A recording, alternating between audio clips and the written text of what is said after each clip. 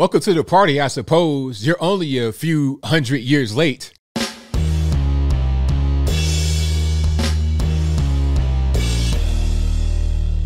How's everybody doing? My name is Anthony Brian Logan, and today we got to talk about this UK TV station called ITV, who are trying to warn you, if you are a parent, a young person, whoever, they're trying to warn everyone about the so-called incel community.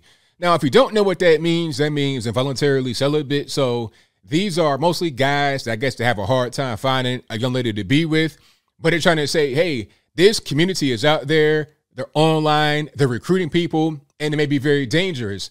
And there's certain little telltale signs that you can identify to understand if you are being involved in this, if your child is being involved in this, and there's ways to intervene and put a pause to it. Now, some of the things that they try to say are red flags. Some of the terminology here is not quite right. And I think they're, kind of a day late and a dollar short, not really understanding what's going on. And I'm here to provide some clarity. I'm here to give you the real information that they really don't know from what they're saying, at least in my humble opinion. Now, what I'm going to do right now is play the clip, and I'll pause it at certain points to give my opinion about it. If you want to see the full thing without my commentary, the link will be in the description box. But let's go ahead and roll that right now.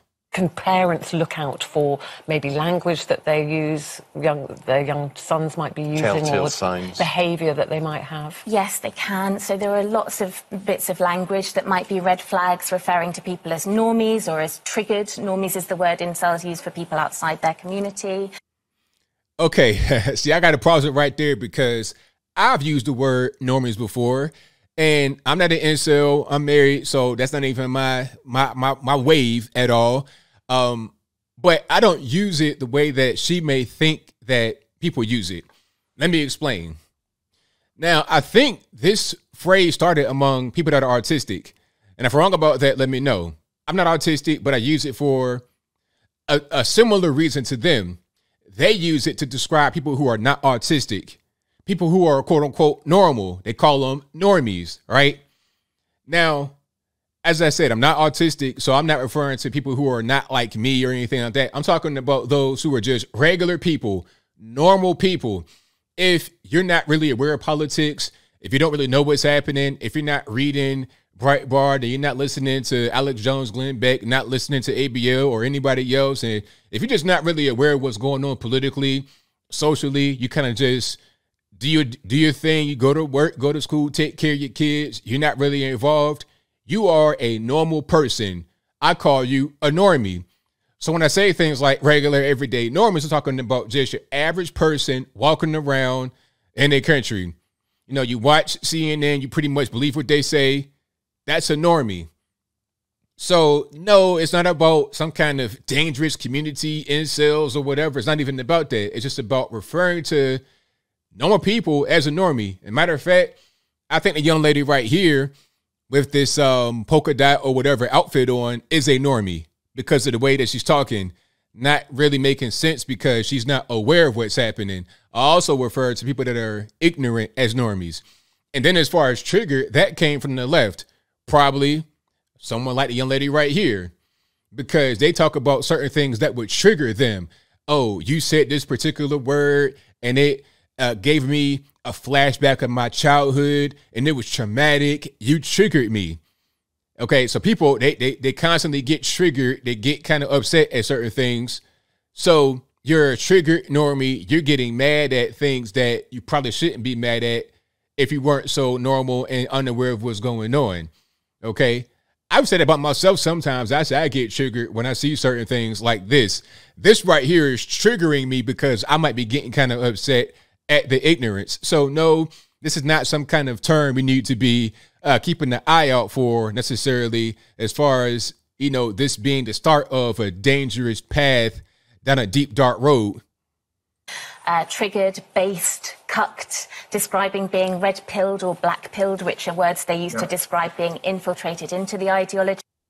Okay, let's stop it right there. So there's a lot. Based. Now, the word base, that came, I remember when that first happened, it was this rapper by the name of Lil B. And his whole thing was This is when MySpace was really going on. And he became popular by posting a lot of clickbait content, rare, exclusive. The songs would be totally trash, ridiculous music, not good at all. But he was able to build a cult following online from using search engine optimization. I'm being dead serious when I say that, 1000% serious. And his whole thing was the base god, I'm based. And I guess the way people use that now is to say, I'm cool and I'm edgy. Some of the young kids out there, you probably know better than I do. You would say base, like, oh, that's cool, that's edgy or whatever. But it's not like, again, some kind of dangerous term, okay? And I'm not going to say what the other term means. It's a little inappropriate, but basically it means soft. Somebody who is soft and just kind of weak. That they would say Biden is soft and weak, and they use that term that she said to describe him as soft and weak. I won't say where that comes from because this is a family show and we got little kids watching, so I digress.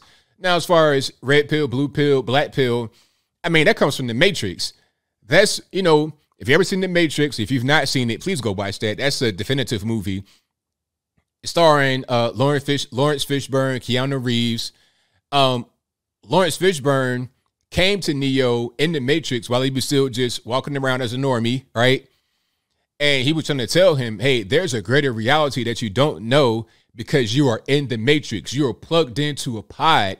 You're plugged into a machine. Now, if you want to see the world for what it really is, if you want to see the truth, if you want to have the wool removed from your eyes, take this red pill.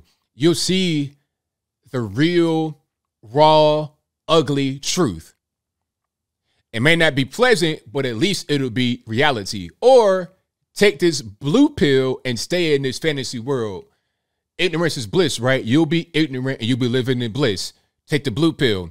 So the blue pill people are just normies, sleeping, not really understanding what's going on, kind of ignorant. Red pill, you are awake, you understand what's happening, you know more of the world around you. That's the red pill. Now, as far as black pill, that's like considered to be a doomer, meaning everything is meaningless and there's no point to trying to fight. At that point, you're black pill because you kind of like fatalist or defeatist. That's kind of what that is. Now, I'm not really sure how that's connected to some kind of dangerous community or a dangerous ideology.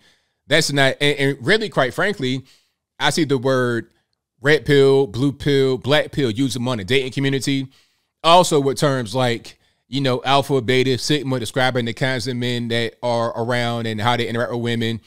A lot of these guys that use those terms aren't incels at all. They are kind of like playboys, you know, your fake Hugh Hefners, those kind of guys. Yeah, I'm not either one of those camps. I'm just a regular person that's aware. That's all. So this stuff is misleading. And you see the boomer guy right here, he believes in that. He's on Facebook probably a lot, and he thinks this is correct, but he's incorrect. And it's worth saying as well that they see this as a kind of conduit to other forms of extremism. It isn't completely separate from far white nationalists. White nationalist? What? Again, people who use these terms, a lot of times you got dating coaches, they be black, white, Puerto Rican, Kenyan stripe. Everybody uses these. Some guys have a hard time getting women. They may be involuntarily celibate, which is what the word incel means. They may use these terms, and people who are married, regular normies, everybody. It's not a thing that you can just subscribe to one community. That's just not what it is. White supremacist movements, they actually really see it as a slipway. So parents might see a combination of perhaps also racism creeping in as well. The incel community is a very racist community. What? Really? So guys that are involuntarily celibate, they're racist as well? How does that really connect? It doesn't. I think what this lady right here, in part in the frame, that's not my fault. That's not just how she looks. But anyway, I think what's happening here is she's reading some of these online forums where guys are getting really edgy and posting some racial memes. And she thinks that's like a dangerous thing. And these guys are going to go out here and ride on you because of your race. That's just not the case. A lot of these guys would be scared of their own shadow in real life. If they're incels and they identify as that, they're scared of their own shadow in real life. You may have some guys who want to go out there and go postal, but that can happen regardless of what community they are involved in. I mean, if you want to look at who's actually doing some crime and is racially motivated, it's not them. Look at your Antifa and BLM. Look at them. That's where you need to be focused. Don't focus on these internet guys posting racially charged memes. These guys, at least you're concerned. Okay, look to where the actual problems are. It's not even some of these actual white supremacist gangs that exist in the penitentiary, your ABs and guys like that. It's not even them you got to worry about in the street as much as it is these Antifa who are out here all the time, every day, beating people up, shooting people, killing people. That's what you got to worry about. And a lot of what they do is racially motivated against non-whites. But I digress. This is a racist ideology. And of course, white supremacist is a deeply misogynistic ideology. Yeah. That was crazy right there. So if white supremacy is so bad and it's so dangerous, why equate it to misogyny? What does that got to do with it? Well, I mean, why sneak that in there? That was really kind of cringy, to say the least. Okay, so there was a lot there. There was a whole lot there. As I said, welcome to the party, but you're a few hundred years late. A lot of these terms you're using aren't used as much anymore.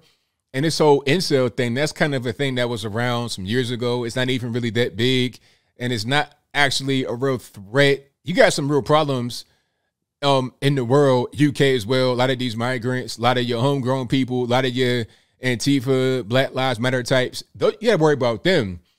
Look at the homicide rate in Portland, Oregon. Went up 800% year to date earlier this year from that same time last year, 800%. Do you think it's the incels who are doing that?